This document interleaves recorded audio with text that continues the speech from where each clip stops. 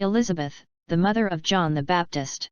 Luke chapter 1 verses 11 to 13, And there appeared to him, Zechariah, an angel of the Lord standing on the right side of the altar of incense, and Zechariah was troubled when he saw him, and fear fell upon him, but the angel said to him, Do not be afraid, Zechariah, for your prayer is heard, and your wife Elizabeth will bear a son, and you shall call his name John. Elizabeth was the mother of the forerunner, the one who would announce the coming of Jesus, the prophet and the baptizer of the Lord. She was descended from the priestly lineage of Aaron, and was the sister of Saint Anne, the mother of the Virgin Mary. The righteous spouses, Elizabeth and Zechariah, were walking in all the commandments of the Lord.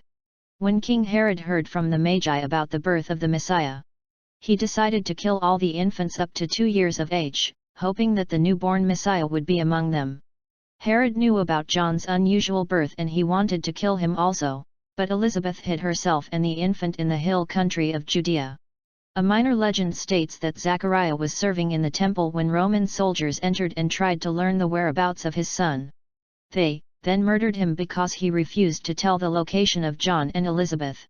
In ancient times, barrenness, the inability to give birth to a child, was considered a disgrace.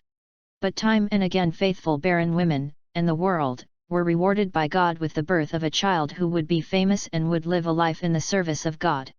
Abraham's Sarah was barren until God gave her Isaac. Rebekah gave birth to Esau and Jacob. Rachel to Joseph and Samuel. Now it would be Zechariah's wife Elizabeth who would give birth to John the Baptist. The angel Gabriel told Zechariah that Elizabeth would conceive and bear a son. Zechariah didn't believe the angel and as a result was made mute, unable to speak, until the time of John's birth.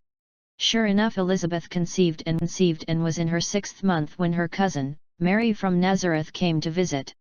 Elizabeth would give birth to a son. They named him John, as the angel had commanded, and at that moment Zechariah's ability to speak returned. He praised God for his mercy, the birth of John, and the restoration of his speech. Became the prophet who foretold the coming of the Messiah, Jesus Christ. In time Mary would become the mother of Jesus. Elizabeth was sad but never became bitter because of her barrenness. She had great faith in God and lived her life according to God's plan.